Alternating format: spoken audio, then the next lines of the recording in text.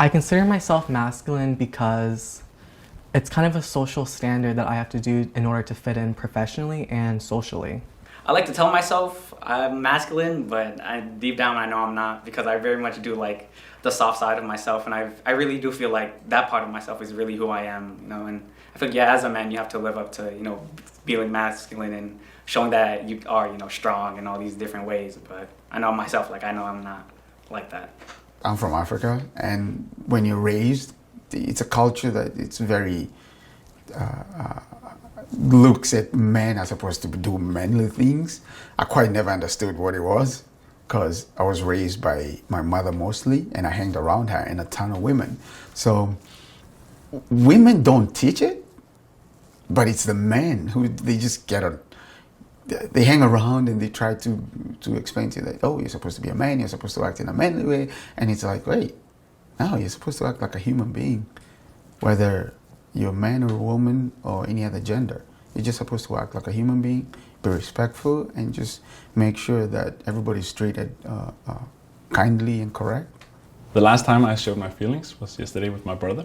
We were talking about an internship, and I shared like the stressful period I'm in right now. But of course, like these emotions I also shared like with friends yesterday as well. But right now I'm here in the States, so I FaceTime a lot and talk to a lot of friends. Just on the way here, I also FaceTime with some of my co-students back home, and we talked about the situation and how it was.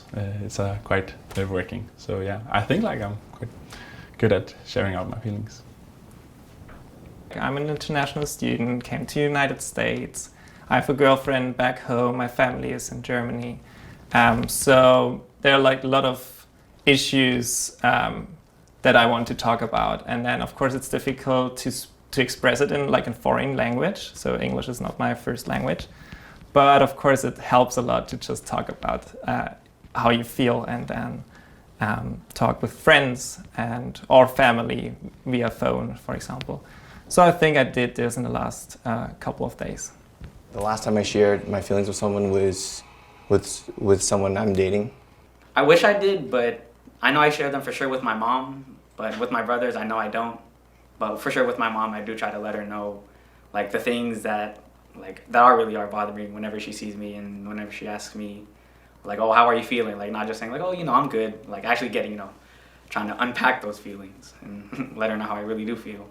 I felt comfortable sharing with her because I felt like this sense of trust, like I got to know her well enough, and so I trust her, so that's why. Having grown up with a single mom, my oldest brother, I would see that he had to take on that role of being our father figure and just showing us that he can, step up. Even just living with him now, I could kind of see that I feel like some of the ways that he wasn't able to express himself growing up, feeling like he had that pressure of being the man in the house, and how sometimes it's hard for him to even communicate his feelings as a man to me. And I feel like as brothers, we should be able to do that.